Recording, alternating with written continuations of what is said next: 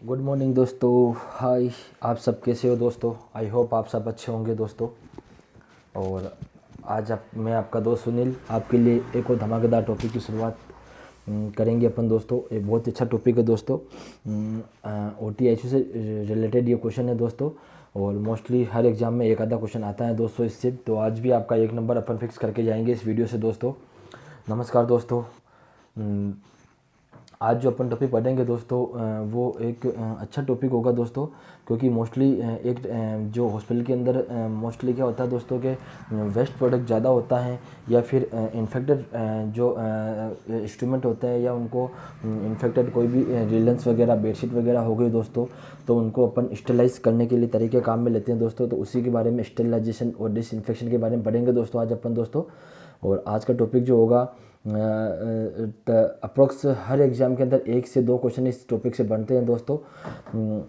तो आज अपन इसी के बारे में थोड़ा डीप पढ़ेंगे दोस्तों, हर एक टॉपिक क्लियर करते हुए चलेंगे दोस्तों। और 21 तारीख बाद में दोस्तों आपका सिस्टमेटिक तरीके से 21 या 22 तारीख आप मान लीजिए, 22 तारीख बाद में दोस्तों आपका सिस्टमेटिक तरीके से ये बैच जो अपन चला रहे हैं अभी फ्री ऑफ कॉस्ट, हर एक टॉपिक को अपन अच्छा और डीप पढ़ रहे हैं दोस्तों। वो एक अच्छे लेवल पे आपको रिटर्न के अंदर मिलेगा दोस्तों। बता दूं मैं आपको, आपका इंतज़ार ख़त्म होगा दोस्तों। 22 तारीख बाद में आपको एक अच्छे तरीके से दोस्तों सब चीज़ें लिखी हुई मिलेगी दोस्तों। और वॉइस क्वालिटी और वीडियो क्वालिटी भी आपको अच्छी मिलेगी दोस्तों। तो चलिए दोस्तों शुरुआत करते हैं आज के टॉपिक की। आज का टॉपिक जो होगा उसका नाम है स्टेरिलाइजेशन। स्टेरिलाइजेशन यानी होता है किसी भी चीज़ को सॉरी दोस्तों, माफ़ी चाहूँगा। टॉपिक की शुरुआत करने से पहले हमेशा की तरह अपने माता पिता के लिए 2 लाइनें बोलना चाहूँगा दोस्तों। माता पिता का हाथ पकड़ कर रखिए, माता पिता का हाथ पकड़ कर रखिए दोस्तों। ज़िंदगी के अंदर किसी के आगे हाथ फैलाने की ज़रूरत नहीं पड़ेगी दोस्तों। माता पिता का हाथ पकड़ कर रखिए दोस्तों, ज़िंदगी में किसी के आगे हाथ फैलाने की ज़रूरत नहीं पड़ेगी दोस्तों। ये बात सच है दोस्तों। जब तक आपके सिर के ऊपर अपने माता पिता का हाथ होता है दोस्तों, जब तक आप दुनिया के सबसे ताकतवर और सबसे बुद्धिमान आदमी हो, सबसे सेफ आदमी हो दोस्तों। आपका कोई भी दुनिया की कैसी भी कितनी भी बड़ी ताकत हो, अपने माता पिता के आशीर्वाद के आगे सब झुक जाती हैं दोस्तों। तो हमेशा माता पिता का आदर कीजिए और उनको खुशियाँ दीजिए दोस्तों। चलो दोस्तों शुरुआत करते हैं इसी के साथ। अपने माता पिता के चरणों में विनम्र और श्रद्धा से चरण स्पर्श करते हुए दोस्तों आज के टॉपिक की स्टेरिलाइजेशन का मतलब होता है, ये एक प्रोसेस होता है दोस्तों। स्टेरिलाइजेशन का मतलब एक प्रोसेस होता है जिसके अंदर पैथोजेंस, माइक्रो ऑर्गेनिज्म एंड उसके स्पोर्स, जो स्पोर्स होते हैं माइक्रो ऑर्गेनिज्म के, उनको सबको किल करना। मतलब एक अच्छा it is a process to killed the pathogens, microorganism, non pathogen भी आ सकते हैं इसके अंदर, पैथोजन भी आ सकते हैं, माइक्रो ऑर्गेनिज्म भी आ सकते हैं, एंड देयर स्पोर को भी अपन किल करते हैं। इसके एक अपोजिट तो क्या सिमिलर ही होगा, बस एक छोटा सा डिफरेंट होता है उसके अंदर दोस्तों। बात करते हैं डिसइंफेक्शन की। Disinfection it is a process to kill the pathogen, non pathogen and microorganism. Pathogen को भी किल करेंगे, माइक्रो ऑर्गेनिज्म को किल करेंगे, नॉन पैथोजन को किल करेंगे, विदाउट स्पोर को उसके अंदर किल नहीं कर सकते अपन दोस्तों। आगे बढ़ते हैं दोस्तों। टाइप ऑफ स्टेरिलाइजेशन की बात करें, टाइप ऑफ स्टेरिलाइजेशन मतलब टाइप ऑफ स्टेरिलाइजेशन टोटल, अगर अपन मेडिकल लाइन में बात करें स्टेरिलाइजेशन के तो टोटल 7 टाइप होते हैं दोस्तों। अगर फर्स्टली बात करें अपन तो बात करते हैं दोस्तों टेंडलाइजेशन। टेंडलाइजेशन एक अच्छा टाइप होता है दोस्तों, जिसके अंदर जो फूड जो पेक्ड होते हैं, मतलब उनको पैक करने के बाद उनका स्टेरिलाइजेशन किया जाता है दोस्तों 100 डिग्री टेम्परेचर पे, अबव 100 डिग्री टेम्परेचर पे उनका 800 डिग्री टेंडलाइजेशन जो होगा 800 डिग्री टेम्परेचर पे होगा दोस्तों। और 15 से 30 मिनट तक उसको अपन 15 से 30 मिनट तक दोस्तों उसको स्टेरिलाइजेशन करते हैं दोस्तों। मोस्टली अगर एक ही वर्ड में पूछे तो 20 मिनट उसको स्टेरिलाइजेशन करते हैं कंटिन्यू, 3 दिन तक ये प्रोसेस चलता है। मतलब कोई पैक फूड आपने पैक किया दोस्तों, पैक कर दिया, उसके बाद में उसको स्टेरिलाइज करना है दोस्तों। तो स्टेरिलाइज अपन उसको टेंडलाइजेशन के थ्रू करेंगे, एक अपार्टस होता है उसके थ्रू करते हैं दोस्तों। उसके अंदर उसको 3 दिन तक कंटिन्यू, 3 दिन तक एवरी डे 20 मिनट तक उसको स्टेरिलाइजेशन करते हैं कंटिन्यू, 3 दिन तक प्रोसेस चलता है। फिर प्रोसेस आपके लिए तैयार हो जाता है दोस्तों। दूसरा बात करें दोस्तों गैस स्टेलाइजेशन, अगर अपन एक दूसरा जो टाइप होता है स्टेलाइजेशन का, गैस स्टेलाइजेशन, गैस का मतलब किसी भी लिक्विड फॉर्म की जो गैस या गैस होती है दोस्तों, उसको अपन OT ICU या वार्ड को स्टेलाइज करने के काम में लेते हैं दोस्तों। जैसे फॉर्मेल्डिहाइड, ETO इथाइल ट्राईऑक्साइड जो काम में लेते हैं दोस्तों। नॉर्मली जो इथाइल ऑक्साइड का जो लिक्विड आता है या गैस आती है दोस्तों, उसको अपन अगर अपन ने ओपन नहीं किया है, अगर आपने एक बार स्टेलाइज कर दिया ETO से, तो दोस्तों अगर अपन ने उसको ओपन नहीं किया उस पैलेस को या किसी कार्बेड को, किसी भी बॉक्स को, तो उसको अपन कंटिन्यू 6 महीने तक काम में ले सकते हैं दोस्तों। मतलब 6 महीने तक अपन एक बार स्टेलाइज करने के बाद उसको काम में ले सकते हैं दोस्तों। गोज पीस को, ET ट्यूब को, डिस्पोजेबल सिरिंज वगैरह को, सबको अपन ETO से स्टेलाइज कर सकते हैं दोस्तों। दूसरी गैस की अगर बात करें अपन, तो सल्फर पाउडर। सल्फर पाउडर क्या होता है दोस्तों, रियली अपन को यूज़ में लेते हैं, क्योंकि ये क्या होता है, सल्फ़र जो होता है आई को इरिटेट करता है। मतलब आपने सल्फ़र पाउडर से स्टेलाइज तो कर दिया दोस्तों, लेकिन जब आप उसको ओपन करेंगे किसी भी पैलेस को या किसी OT ICU या वार्ड को, तो वो आई इरिटेशन बहुत ज़्यादा करता है, इसलिए बहुत ही रेयर चांस में इसको यूज़ में लेते हैं। नॉर्मली अगर अपन बात करें तो 220 ग्राम सल्फ़र पाउडर यूज़ में लेते हैं, साथ में अपन एसिड भी मिला के इसको साथ में लेते हैं दोस्तों। और अगर सल्फ़र से अगर अपन ने स्टेलाइज किया तो मोस्टली अपन इसको ओपन जो करते हैं दोस्तों 12 से 24 घंटे बाद इसको उस पहले OT ICU को ओपन करते हैं। जैसे मान लीजिए आपने सल्फर पाउडर से प्लस स्पीड 220 ग्राम सल्फर लेके स्पीड के साथ मिला के उसको स्टेलाइजेशन कर रहे हैं किसी वार्ड को या OT या ICU को, तो स्टेलाइजेशन खत्म होने के बाद में आप 12 से 24 घंटे बाद में उसको रीओपन करेंगे दोस्तों। उसके बाद बात करते हैं फॉर्मेल्डिहाइड दोस्तों। फॉर्मेल्डिहाइड एक मोस्ट कॉमन जो स्टेलाइजेशन गैस होती है दोस्तों, OT और ICU में इसी को मोस्ट कॉमन यूज़ में लेते हैं दोस्तों। फॉर्मेल्डिहाइड के साथ में दोस्तों 250 ml फॉर्मेलिन गैस लेते हैं दोस्तों, और लिक्विड आता है फॉर्मेलिन गैस का, और 250 ml तो फॉर्मेलिन गैस लेते हैं दोस्तों। 140 ग्राम कैमेनोफोर लेते हैं दोस्तों। मतलब पोटेशियम परमैंगनेट जो आता है दोस्तों, उसको फॉर्मेलिन के साथ में मिला के 250 ml फॉर्मेलिन लेते हैं दोस्तों। एक स्टेलाइजेशन का एक इंस्ट्रूमेंट आता है दोस्तों, जिसके अंदर फैन लगा हुआ था दोस्तों, वो उसको निरंतर उसको मतलब जैसे अपन मान लीजिए कि अपना जो नेबुलाइजर मशीन आती है उसी के बेस पे एक फैन लगा हुआ, एक छोटी सी मोटर लगा हुआ इंस्ट्रूमेंट आता है दोस्तों, उसके अंदर 250 ml फॉर्मेलिन मिलाते हैं और 140 ग्राम पोटेशियम परमैंगनेट मिलाते हैं दोस्तों। दोनों को मिला के अपन स्टेलाइजेशन करते हैं दोस्तों। और नॉर्मली अगर फॉर्मेलिन की बात करें तो 10% जो फॉर्मेलिन जो होती है दोस्तों लिक्विड होता है, वो ऑल बॉडी बायोप्सी के ऑर्गन बायोप्सी के जो सैंपल होते हैं उनको प्रिजर्वेशन के रूप में प्रिजर्व करता है। मतलब अगर अपन किसी ऑल बॉडी ऑर्गन बायोप्सी के अगर अपन और बायोप्सी ले रहे हैं किसी ऑर्गन से, लाइव ऑर्गन से, तो उसको प्रिजर्व करने के लिए 10% अपन फॉर्मेलिन लिक्विड या गैस का उपयोग करते हैं दोस्तों। फॉर्मेलिन गैस का उपयोग करते हैं दोस्तों। इसके बाद बात करते हैं दोस्तों फिजिकल मेथड। तीसरा जो टॉपिक आएगा इसके अंदर वो आता है फिजिकल। तीसरा जो टॉपिक आता है दोस्तों वो आता है फिजिकल मेथड। फिजिकल का मतलब हो गया दोस्तों कि इसके अंदर कोई अपने को इंस्ट्रूमेंट वगैरह काम में नहीं लेने हैं दोस्तों। नॉर्मली फिजिकल एक एनवायरमेंटल जो फैक्टर होता है उसी के अकॉर्डिंग काम में लेते हैं दोस्तों। फिजिकल मेथड के अंदर भी 3 सब टाइप होते हैं इसके दोस्तों। पहला टाइप जो आएगा वो आएगा बॉइलिंग जो अपन करते हैं नॉर्मली ये होम डिसइंफेक्शन के या डिसइंफेक्शन के काम में आता है दोस्तों। बॉइलिंग जो होता है 100 डिग्री टेम्परेचर पे अपन करते हैं दोस्तों। और बॉइलिंग के अंदर मोस्टली जो होता है अपन अगर इंडिकेशन देखें तो टेम्परेचर अपन 100 डिग्री सेल्सियस रखते हैं। टाइम अगर रखेंगे दोस्तों तो 10 से 30 मिनट अगर अपन रखेंगे दोस्तों बॉइलिंग के लिए। इंडिकेशन अगर बॉइलिंग से थ्रू अपन किस को डिसइंफेक्ट कर सकते हैं तो ब्लंट इंस्ट्रूमेंट हो सकते हैं, ग्लासवेयर हो सकते हैं, मेटल हो सकते हैं। बॉइलिंग के अंदर अगर कॉन्ट्रा इंडिकेशन पूछे तो केवल शार्प इंस्ट्रूमेंट जो होते हैं उनको अपन बॉयल करके डिसइंफेक्शन नहीं करते दोस्तों, क्योंकि शार्प इंस्ट्रूमेंट को अगर बॉयल करेंगे तो उनकी शार्पनेस खत्म हो जाएगी दोस्तों। तो शार्पनेस को प्रिवेंट करने के लिए दोस्तों बॉइलिंग के थ्रू शार्प इंस्ट्रूमेंट को स्टेरिलाइजेशन या डिसइंफेक्शन नहीं करते दोस्तों। दूसरा अगर फिजिकल की बात करें अपन मेथड की, दूसरा आता है यूवी रेज या सनलाइट। यूवी रेज एक नेचुरल मेथड होता है दोस्तों। सनलाइट के अंदर एक्सपोज करके किसी भी लीलन को, बेडशीट को, पिलो को, ब्लैंकेट को अपन स्टेरिलाइजेशन करते हैं दोस्तों। उसके बाद तीसरी बात करते हैं अपन बर्निंग का जो अगर करें अपन, बर्निंग जो होता है दोस्तों स्पुटम बेस्ट जो मैनेजमेंट होता है बर्निंग स्पुटम और ड्रेसिंग के मटेरियल के लिए बर्निंग अपन काम में लेते हैं। और अगर नॉर्मली अगर आपसे पूछे कि स्पेशली अगर स्पुटम के डिसइंफेक्शन के लिए अपन मोस्टली क्या काम में लेते हैं तो 5% ब्लीचिंग पाउडर या 5% क्रिसोल, 2 लिक्विड आते हैं ये दोस्तों।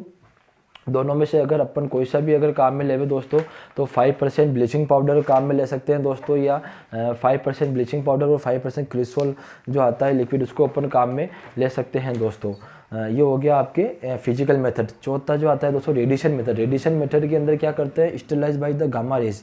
गामा रेज के अंदर भी अगर आपको स्पेशल पूछे तो रेड गामा रेज से अपन स्टेलाइजेशन करते हैं। किस किस को अपन स्टेलाइज कर सकते हैं, तो कैथेटर, ओल्ड टाइप के कैथेटर हो सकता है, एनजी ट्यूब हो सकती है आपकी, डिस्पोजेबल सिरिंज हो सकती है, इंसुलिन सिरिंज हो सकती है, आईवी सेट हो सकते हैं, ब्लड बैग हो सकते हैं, ओल्ड ड्रॉपर हो सकते हैं। आप इन सबको रेडिएशन मेथड से स्टेलाइजन कर सकते हैं दोस्तों। पांचवें अगर मेथड की बात करें अपन, तो ड्राई हीट मेथड आता है दोस्तों। ड्राई हीट मेथड आता है दोस्तों। ड्राई हीट मेथड अगर अपन देखें तो इसके बेस पे हॉट एयर ओवन जो आता है दोस्तों वो काम करता है। हॉट एयर ओवन के अंदर 160 डिग्री टेम्परेचर, 160 डिग्री सेल्सियस जो होता है वो टेम्परेचर रखते हैं। टाइम की अगर बात करें तो 1 घंटे तक या 7 मिनट तक अपन इंस्ट्रूमेंट को हॉट एयर ओवन के अंदर रखते हैं। मोस्टली एग्जाम के अंदर क्वेश्चन क्या आता है दोस्तों कि हॉट एयर ओवन किस प्रिंसिपल पे काम करता है, तो दोस्तों उसका सीधा सा आंसर होगा ड्राई हीट मेथड पे। ड्राई हीट मेथड पे हॉट एयर ओवन काम करता है दोस्तों। 160 डिग्री सेल्सियस टेम्परेचर होगा, 1 घंटे उसके अंदर रखेंगे दोस्तों।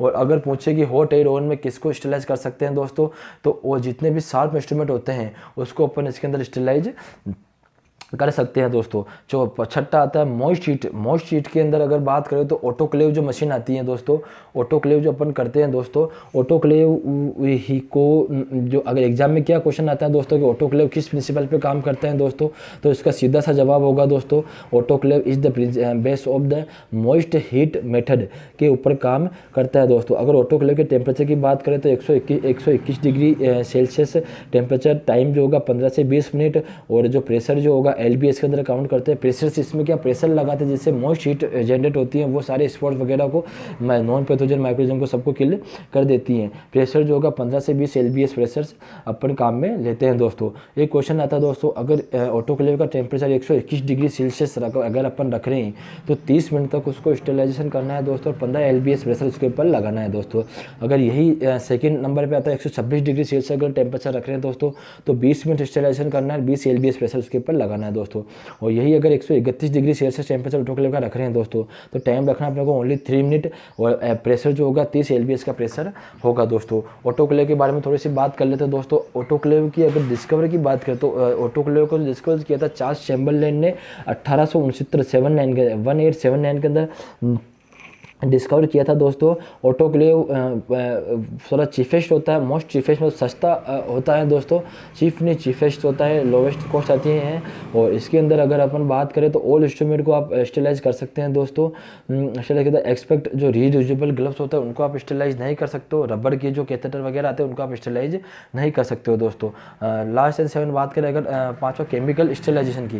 केमिकल स्टेलाइजेशन के अंदर कुछ अपन केमिकल काम में लेते हैं डिसइंफेक्शन स्टेलाइजेशन के अंदर काम में लेते हैं। और अगर हॉस्पिटल की अगर बात करें अपन दोस्तों, तो हॉस्पिटल के अंदर जो इसके भी सब टाइप होते हैं, उसमें से एक सब टाइप होता है बिटाडीन। बिटाडीन जो होता है दोस्तों वो अपन केमिकल मेथड के अंदर पढ़ते हैं, केमिकल स्टेलाइजेशन मेथड के अंदर पढ़ते हैं। कॉमन बिटाडीन जो होता है मोस्ट कॉमन एंटीसेप्टिक सॉल्यूशन होता है हॉस्पिटल के अंदर। हॉस्पिटल के अंदर मोस्ट कॉमन इसी को अपन काम में लेते हैं दोस्तों। और अगर इसके कंसेशन की बात करें, अगर अपने को माउथ गार्गल के रूप में अगर बिटाडीन काम में लेना है दोस्तों, तो 2.5% कंसेशन वाला बिटाडीन काम में लेंगे दोस्तों। और अगर ड्रेसिंग के लिए काम में लेना है दोस्तों, ड्रेसिंग ऑफ वाउंड या इरिगेशन के लिए, तो दोस्तों 5% अपन काम में लेंगे दोस्तों बिटाडीन। और अगर सर्जिकल हैंड वॉशिंग या स्क्रब, OT से पहले स्क्रब जो अपन करते हैं उसके लिए 7 से 10%। और अगर एक ही वर्ड में पूछे तो 10% अपन काम में लेते हैं दोस्तों।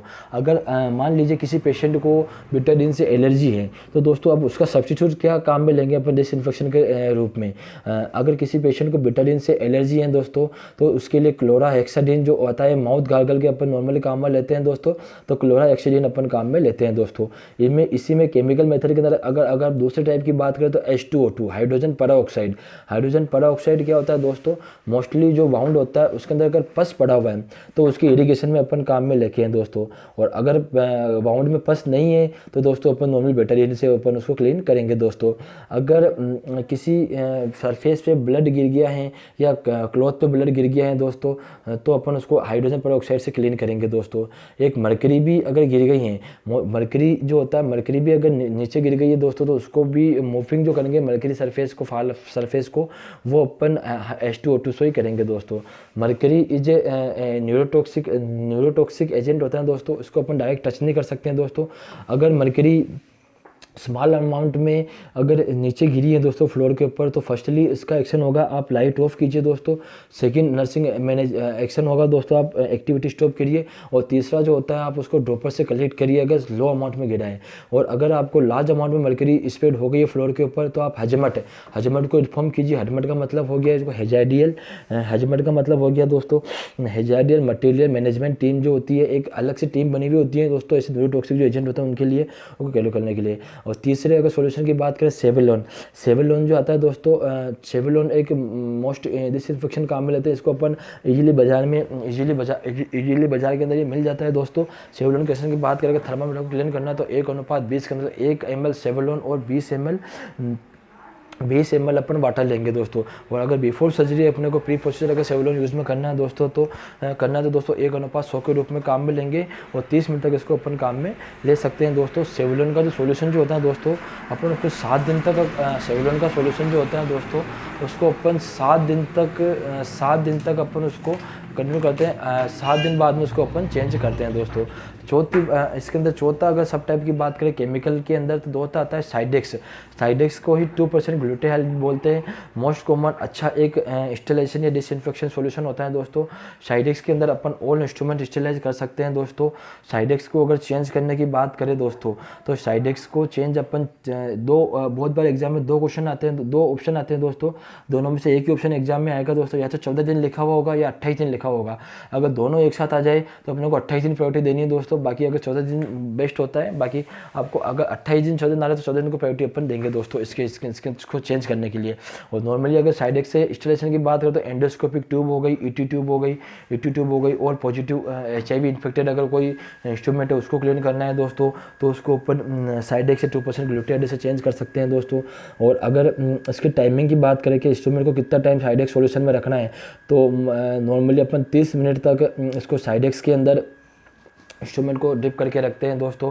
5वां अगर बात करें अपन तो स्पीड जो होता है एक फास्ट डिसइंफेक्शन होता है दोस्तों। 70% स्पीड जो होती है विथिन 0.5 to 5 सेकंड के अंदर आपको डिसइंफेक्शन कर सकती हैं। और हैंड अगर स्टेलाइजेशन करने हैं दोस्तों तो उनको 20 सेकंड का स्टेलाइजेशन करना है दोस्तों। तो ये दोस्तों आज का टॉपिक हो गया। एक छोटी चीज़ और बता दूँ दोस्तों, मैं पास्चुराइजेशन एक टेक्निक आती है दोस्तों। मोस्टली मिल्क को अपन उसकी गुणवत्ता बढ़ाने के लिए, उसकी क्वालिटी ऑफ लाइफ बढ़ाने के लिए, उसकी लाइफ ऑफ क्वालिटी बढ़ाने के लिए अपन नॉर्मली पास्चुराइजेशन काम में लेते हैं दोस्तों। पास्चुराइजेशन की अगर बात करें दोस्तों, तो पास्चुराइजेशन जो होता है मिल्क को इसकी सेल्फ लाइफ बढ़ाने के लिए काम में लेते हैं दोस्तों। एक एग्जाम में आया था कि पास्चुराइजेशन किस लिए काम में लेते हैं, तो उसके अंदर लिखा था स्टोरेज ऑफ मिल्क, या मिल्क के फोर्टिफाई करने के लिए, या मिल्क को लो क्वांटिटी करने के लिए, या मिल्क की सेल्फ लाइफ बढ़ाने के लिए। मिल्क की सेल्फ लाइफ बढ़ाने के लिए अपन काम में लेते हैं दोस्तों। नॉर्मली अगर टेम्परेचर की बात करूँ मैं इसके अंदर, तो 3 टेम्परेचर आते हैं दोस्तों। अगर 71 डिग्री सेल्सियस पर अगर आप उसको पास्चुराइज कर रहे हो तो 30 मिनट तक करना है दोस्तों। और अगर 62 डिग्री पे कर रहे हैं दोस्तों, सॉरी 71 डिग्री पास्चुराइजेशन आप अगर कर रहे हो दोस्तों, सेल्सियस पे पास्चुराइज कर रहे हो दोस्तों, तो 15 मिनट तक करना है दोस्तों। और अगर 62 डिग्री सेल्सियस पे कर रहे हो दोस्तों तो 30 मिनट तक करना है। और एक टेम्परेचर था हाई, इसके अंदर क्या 4-5 मेथड होते हैं दोस्तों। Low temperature, moderate temperature, high temperature. तो हाई टेम्परेचर का एक आता है, उसके अंदर 161 डिग्री सेल्सियस पर 15 सेकेंड तक अपन पास्चुराइज करते हैं दोस्तों। और सडनली ऑन सेट उसको रैपिडली अपन उसको कोल्ड कर देते हैं दोस्तों। पास्चुराइजेशन का होता है क्या दोस्तों कि अपन एकदम मिल्क को गर्म करेंगे हाई टेम्परेचर के ऊपर और सडनली उसको कोल्ड कर देंगे दोस्तों, तो उसकी सेल्फ लाइफ बढ़ जाएगी दोस्तों। तो ये दोस्तों आज का टॉपिक था दोस्तों स्टेरिलाइजेशन। आई होप आपको बहुत अच्छा लगा दोस्तों। मेरे हिसाब से मैंने इस टॉपिक के अंदर आपको सारी चीज़ें क्लियर कर दी दोस्तों कि कब क्या काम में लेते हैं, कितने टाइम काम में लेते हैं दोस्तों। अगर फिर भी किसी को कोई ओपिनियन हो या कुछ हो तो आप कमेंट बॉक्स में कमेंट कर सकते हैं दोस्तों। अगर किसी का सजेशन हो कुछ कभी कैसे पढ़ाना है, कौन सा टॉपिक आपको पहले पढ़ना है दोस्तों, तो आप वो भी मुझे कमेंट बॉक्स में कमेंट कर सकते हैं दोस्तों। कि आपको ये टॉपिक पढ़ना है या पढ़ाने का तरीका आपको अच्छा नहीं लग रहा है, पढ़ाने का तरीका चेंज करें, वो रिटर्न वाली बात मैंने आपकी एक्सेप्ट कर ली दोस्तों, वो आपके लिए काम चल रहे हैं। 22 तारीख बाद में आपको मिल जाएगा दोस्तों। थैंक यू वेरी मच दोस्तों साथ बनाए रखने के लिए। प्लीज़ दोस्तों सब्सक्राइब करिए चैनल को, क्योंकि अभी तक अपने पास मेंबर बहुत कम है दोस्तों। मैं चाहता हूं कि अपना आने वाले टाइम में अपना यूट्यूब चैनल जो है दोस्तों इंडिया के हर एक फ़ोन के अंदर इंस्टॉल हो, हर एक मेडिकल लाइन के अंदर, नर्सिंग स्टूडेंट के अंदर अपना ऐप, अपना यूट्यूब चैनल है वो सब्सक्राइब हो दोस्तों। और हर एक, मैं तो चाहता हूँ कि गरीब से गरीब आदमी के पास भी अपना चैनल पहुँचे दोस्तों, जिसको नर्सिंग एजुकेशन के अंदर इंटरेस्ट है, मेडिकल लाइन में इंटरेस्ट है उसको दोस्तों, तो वो फ्री ऑफ कॉस्ट कोचिंग कर सके दोस्तों मेरे थ्रू, इस चैनल के थ्रू। और मैंने आपको वादा कर दिया दोस्तों, कभी लाइफ में अपन किसी कोचिंग इंस्टीट्यूट को ज्वाइन नहीं करेंगे दोस्तों, और ना कभी किसी यूट्यूब के अंदर अपन कोई पेबल क्लास या जिसके अंदर अपन को पैसा देना पड़े ऐसा कोई बैच चलाएंगे दोस्तों।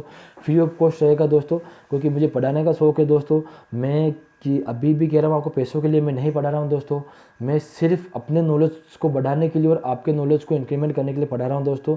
कि मैं ये चाहता हूँ कि अगर मेरे थ्रू किसी का भला हो, चाहे वो 2 जने हो चाहे 5 जने हो, कल ना मुझे केवल 5 जने आके कह देंगे ना कि बॉस आपने जो पढ़ाया है उससे हम नौकरी लग गए हैं दोस्तों, तो मेरे लिए ये यूट्यूब पढ़ाना सार्थक हो जाएगा दोस्तों, मेरे लिए सफिशिएंट है दोस्तों।